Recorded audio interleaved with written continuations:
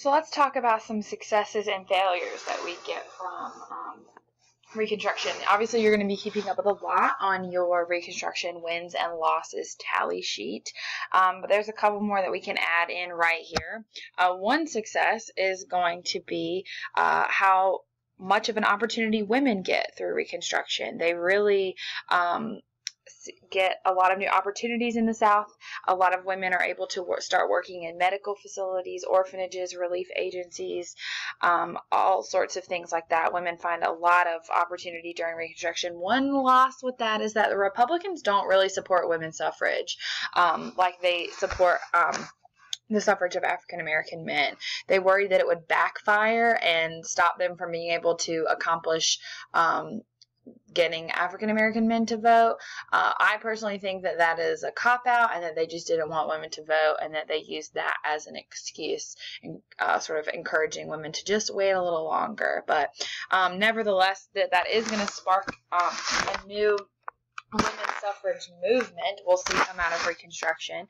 But like I said, there's lots of jobs open to women in the South, but definitely the biggest is going to be schools, and schools is going to be another success in the South. Part of the conditions under which the South had to, do all these things in order to come back to the Union, one of which was creating a new public school system and putting that in their state constitution.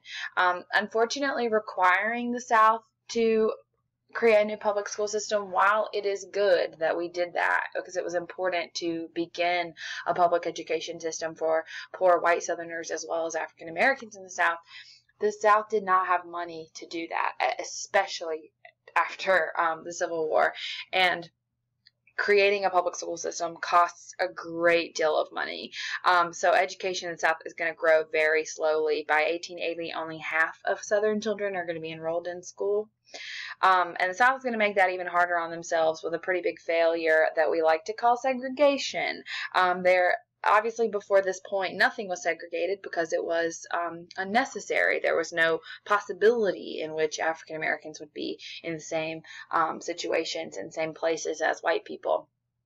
But now that Reconstruction is going on and we're trying to improve the lives of African Americans, that's a possibility, especially here with schools. So they decided to segregate public schools. Eventually that's going to spread to every public place, but it starts with schools. So that's going to make it so much harder on themselves because now they have to create two separate school systems, one for white children and one for black children. That's going to make everything even more expensive, and so they're going to have to be funding schools with tax dollars. They're going to have to raise taxes. That's going to cause even more problems. So that's just overall a pretty big problem. Some other failures are that these schools aren't going to necessarily be very successful in the beginning. A lot of Southerners are going to still remain illiterate. The quality of medical care and housing is still going to be very poor in the South during Reconstruction. The economy in the South is going to continue to lag. Racial violence and discrimination are still going to remain an issue, not just in the South, but all over the country. And we're going to see a lot of political corruption in the South. Political offices started to become a way to get rich instead of an honor earned by someone who was wealthy. People start bribing public officials to get good loans or contracts from the government. And railroads are really going to be a centerpiece for a lot of corruption.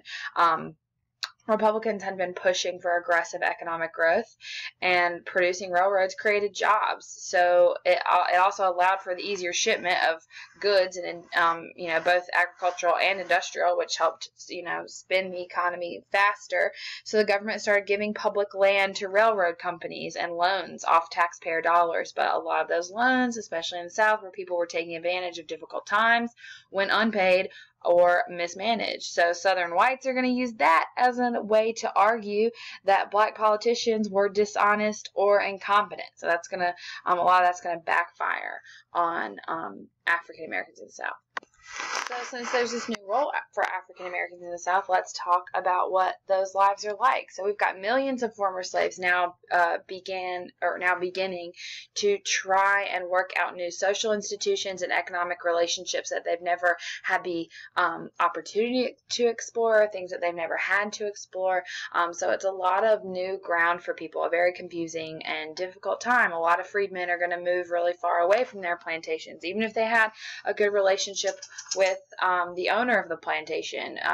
A lot of them just want to get away. Most of them will remain in the South, though, and especially in more rural areas of the South.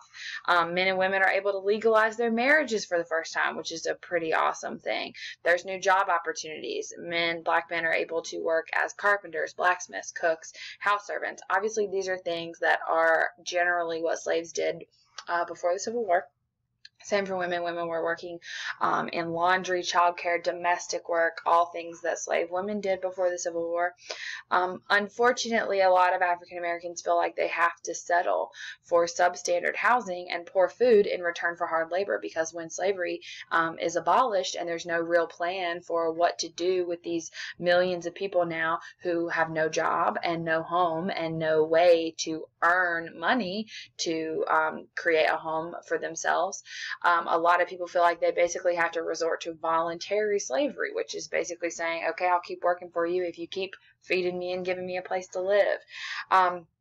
We are going to see a movement for education of Black people in the South, which is going to be really important, and the Freedmen's Bureau is really going to kick that off. Those Freedmen's Bureau schools fill up very quickly. We've got 150,000 people, adults and children, enrolled in school in 1866, just 1 year after the Civil War, and that's going to fill up really quickly. So tuition in private schools is going to end up being, so non-Freedmen's Bureau schools is going to be about 10% of a laborer's wage, which is really high, but a lot of them are going to pay it anyway because they have this firm commitment to education. They know that that's really the only way to create an opportunity for yourself. We're also going to see the creation and help coming to Black colleges for the first time. So aside from academics, Freedmen's Bureau schools teach health and nutrition, how to look for a job, what the role of your family is, what the role of a father is, things like that, things that they've never really had a chance to or been given the opportunity to feel out before. Black churches are going to be built all over the South. They're going to serve as sites for schools, community centers, employment agencies, political rallying points. Black churches are really going to be sort of like the centerpiece of Black communities. A lot of Black politicians are even going to start their careers as ministers. A lot of that is even true today, especially Black politicians who are involved in the civil rights movement. A lot of that comes out of churches. So the economy in the South is still really lagging. It primarily revolves around agriculture. So obviously the true mark of wealth is going to be land ownership. In 1860, the wealthiest 5% of white Southerners owned 50% of the land. That means that 90% of all land is owned by half of white Southerners. I know that those are it's a weird way of putting it all, but it's just a very little amount of land available to poor white Southerners and basically no land available to Black people in the South. So a lot of whites in the South are poor and landless, and so now poor whites and poor Black people are competing with each other for the same small portion of land and wealth. Some Black people were able to get enough money to buy land. By 1880, 7% of Southern land was owned by Black people, which is a improvement, but still a very low number. Because the economy was so bad, most landowners couldn't afford supplies or laborers. So we see the creation of 3 new types of jobs coming out of Reconstruction. The first one is called sharecropping. Most of the South's poor people were sharecroppers, both white and Black. In sharecropping, the owner of the land would dictate the crop. So they would say, you're going to grow tobacco, cotton, rice, whatever. And then they would provide the sharecropper with a place to live and tools. In return, the owner would get a share of the harvested crop. So tools were bought on credit because a lot of these landowners were still fairly poor, with very high interest rates, and that debt was going to be passed on to the sharecropper, meaning that the sharecropper was perpetually in debt, as was the landowner. So most landowners chose to grow cotton because of how much money it made them before the war, and a lot of landowners would even lie about how much the tools cost so that the sharecroppers owed them more going into the next year, and they could never move. The second job is share tenancy. Share tenancy is similar to sharecropping, except the tenant can choose their own crop and buy their own supplies, allowing them to have more control over the situation, and it gives them more of a possibility to save money in the system. But the problem with that is that you have to have money to start this off, because you have to have your own place to live and your own tools, which wasn't necessarily common. And then the last job opportunity here is going to be tenant farming. In tenant farming, tenants pay the owner cash for renting the land, and then they were free to do whatever they wanted with it. They could grow whatever they wanted. They could grow on some of it, live on some of it, do whatever. And they were free to choose wherever they wanted to live. But this was only really an option if you had good money management skills, and no black people had good money management skills because they had never had money to manage, and they had never been taught how to do all this. A lot of them couldn't really even do math or read and write. So again, that's not really much of an option for African Americans either. So as more African Americans gain political power in the South, white Southerners are going to get more worried and more hostile that they are losing power. So dozens of groups are going to be organized all over the South, formed with the sole goal of inflicting intimidation and violence on black people. The KKK is not going to be the only group. It's not going to be the first group. It's just going to be sort of the most well-known and one of the longest lasting. So the Ku Klux Klan was founded in 1866 in Tennessee by a former Confederate general named Nathan Bedford Forrest. He served as the first Grand Wizard of the KKK, which basically means like the head, the president of the KKK, I guess. They would roam the countryside at night, burn down homes, schools, churches, beat, maim, kill black people. Between 1868 and 1871, they lynched about 400 African Americans. Lynching just basically means like an unofficial but public execution. They also target the white allies of freedmen. They dressed in white robes, which I'm sure you know, with hoods, and rode on horses. But the Grand Wizard, if you didn't know, wore red, not white. A great deal of their activity is going to be centered on stopping blacks from voting. They would harm people who voted, harm people who encouraged black voting. They would destroy black polling places, and they were really successful here.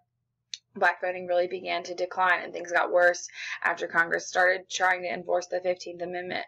There were even some Republican legislators in Arkansas who were murdered. There were some major riots in New Orleans, so it's just getting really crazy. So obviously Congress feels like they have to step in and act on this. So in 1870 and 1871, they passed the Enforcement Acts, or the KKK Acts, making it a federal offense to interfere with a person's right to vote. They even held hearings inviting black politicians and other people to describe the situation in the South, what's going on. People would come and talk about how, they felt like their lives were in danger at all times for getting in politics and things like that. So President Grant is even going to suspend habeas corpus again so that they could arrest Klansmen and not have to worry about them getting through the loopholes in the justice system in the South. But violence is also happening outside of the South. There's a lot of violence in any city with African Americans. The racial tensions are not unique to the South. After the war was over, I told you a lot of African Americans leave the South and they move to places like Los Angeles, Detroit, Chicago, Boston, Philadelphia. All of these places are going to see booms in the number of African Americans that they have living there. And while Northerners might have claimed to want equality and they wanted to end slavery, they did not want equality where they lived, and they didn't want black people where they lived. And so we're going to see a lot of racial violence in every place in the country, really. In 1871 in Philadelphia, there was a huge anti-black voting riot on election day, and even a teacher, a guy named Octavius Cato, got murdered. So this is not something unique to the South. So Congress is going to start using the Enforcement Acts to indict hundreds of Klansmen all over the South, and things will get a little better.